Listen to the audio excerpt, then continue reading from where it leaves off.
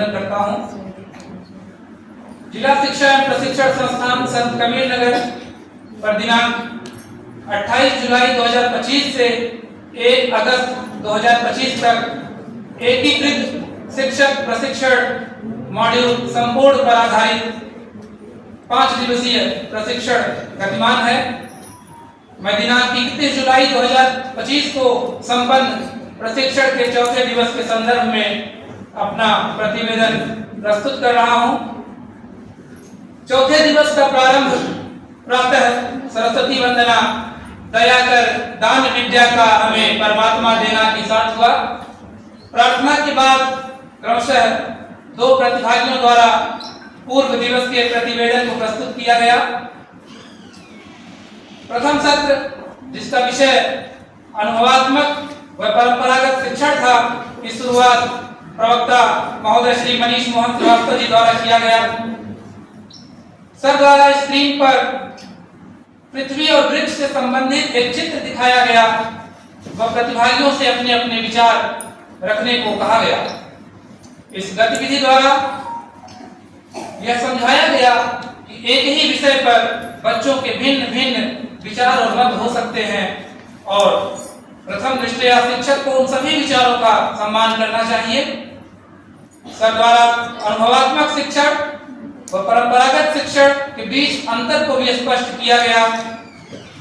जहां प्राचीन काल से विगत कुछ वर्षों पूर्व तक परंपरागत शिक्षण पद्धति प्रचलित थी, वहीं आज के वर्तमान परिप्रेक्ष्य में अनुभवात्मक शिक्षण पर जोर देना समीचीन है।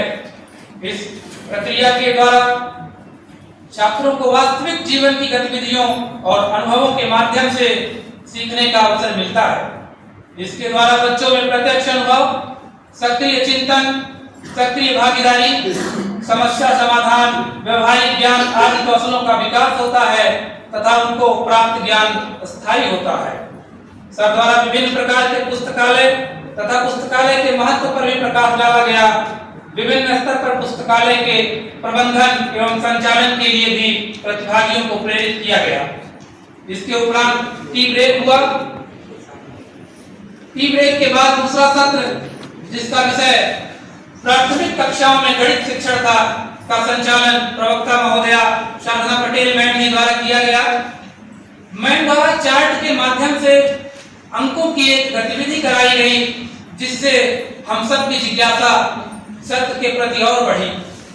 मैम द्वारा प्राथमिक विद्यालयों में लागू गणित की नई पाठ्य पुस्तकों के नामों से भी परिचित कराया गया तथा पाठ्यक्रम की विभिन्न विषय वस्तुओं पर सूक्ष्म प्रकाश डाला गया।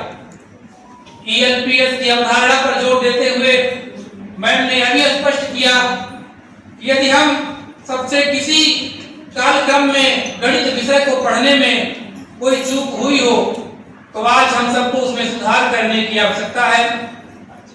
गणित सत्र के बाद लंच ब्रेक हुआ।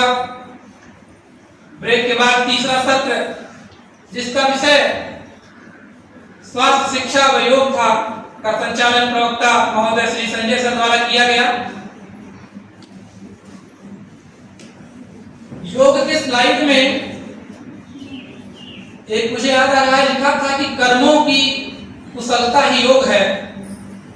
चूंकि यह श्रीमद् भगवद गीता में लिखित है, तो यदि अनुमति हो तो मैं उस पर थोड़ा सा अपने श्रीमद् भगवद गीता में श्री कृष्ण ने अर्जुन से कहा था, योगस्था कुरु कर्माणि संगम त्यक्त्वा धनंजय सिद्धि सिद्ध्यो समो भूत्वा समत्वम योग उच्यते। हे धनंजय, आसक्ति को त्याग कर योग में स्थित होकर कर्म करो। सफलता और असफलता में समभाव रखना ही योग है। 2 श्लोकों के माध्यम से इसको स्पष्ट करना चाहूंगा। बुद्धि युक्तो जहाती है उभे सुकृत दुष्कृते तस्माद् योगाय युजस्व योगः कर्मसु कौशलम। यही पंक्ति लिखा था, योगः कर्मसु कौशलम। कर्म करने की कुशलता ही योग है।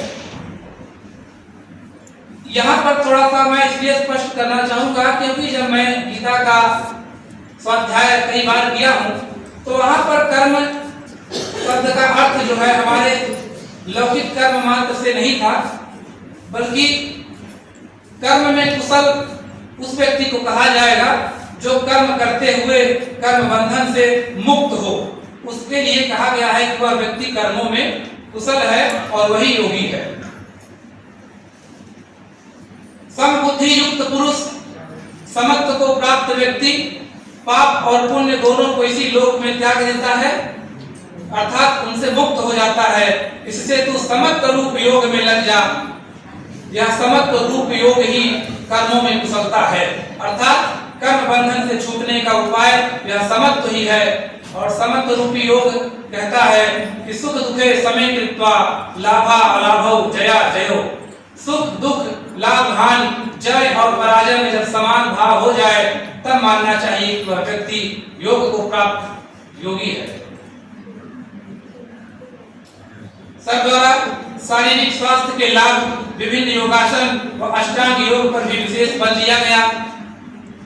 कल कुल 4 सत्र होने थे, समय अभाव के कारण संस्कृत शिक्षण का सत्र रह गया था। कुल मिलाकर 4 दिनों का प्रशिक्षण पूर्ण हो चुका है और यह प्रशिक्षण अपने उद्देश्यों को पूर्ण करने में सफलता को प्राप्त हुआ है। डायट प्राचार्य श्री धीरेन्द्र त्रिपाठी सर जी भी समय समय पर आकर हमें उत्साहित या प्रेरित करते रहे।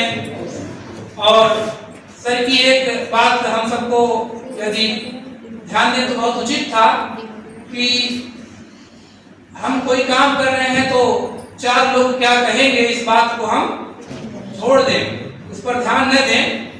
यह एक मुहावरा भी बन गया है कि 4 लोग क्या कहेंगे, लेकिन मैं अध्ययन किया तो मुझे उन 4 लोगों के बारे में पता चला कि 4 लोगों की गिनती नहीं है, ये 4 लोगों के प्रकार हैं कि ये कौन 4 लोग हैं जिनकी बात नहीं ध्यान देनी चाहिए।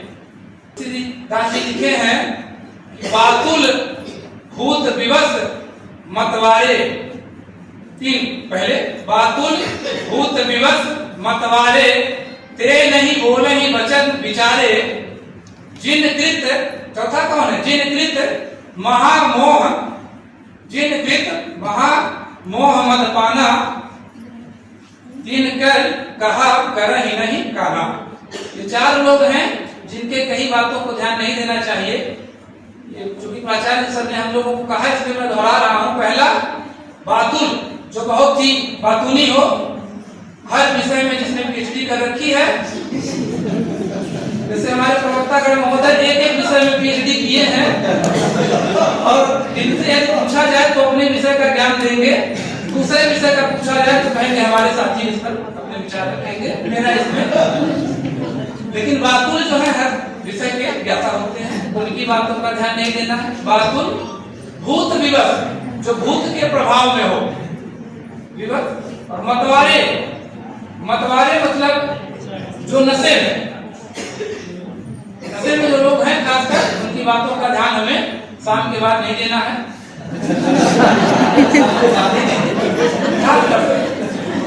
शाम के नहीं बोला ही वचन विचारे, वो बिना विचार के वचन बोलते हैं। और चौथा कौन है, जिन कृत महामोह मद पाना। कुछ लोग हैं जो महामोह रूपी मदिरा पिए रखते हैं। इसका अर्थ है कि जैसे ये अपनी एक स्थिति को बना लिए हैं, अपना एक क्षेत्र बना लिए हैं, उससे बाहर निकलना नहीं चाहेंगे। जैसे ट्रेनिंग ही है तो कोई बड़े उत्साह से आएगा और एक बहुत ही अनुभवी व्यक्ति कहेगा कि हम रिटायर होने वाले हैं और ऐसी तमाम ट्रेनिंग देखें, कुछ होने जाने वाला नहीं है। वह स्वयं महामोह रूपी मदिरा पिया है और आपको भी पिला देगा। तो ऐसे लोगों की बातों में नहीं आना है। प्राचार्य जी की बात मुझे बहुत अच्छी लगी। अंत में मैं डायट प्राचार्य महोदय, समस्त प्रवक्तागण महोदय और सभी शिक्षक साथियों को धन्यवाद देता हूँ। वह उनके प्रति अपनी कृतज्ञता प्रकट करता हूँ जिनके माध्यम से मैं बहुत कुछ सीख सका। धन्यवाद।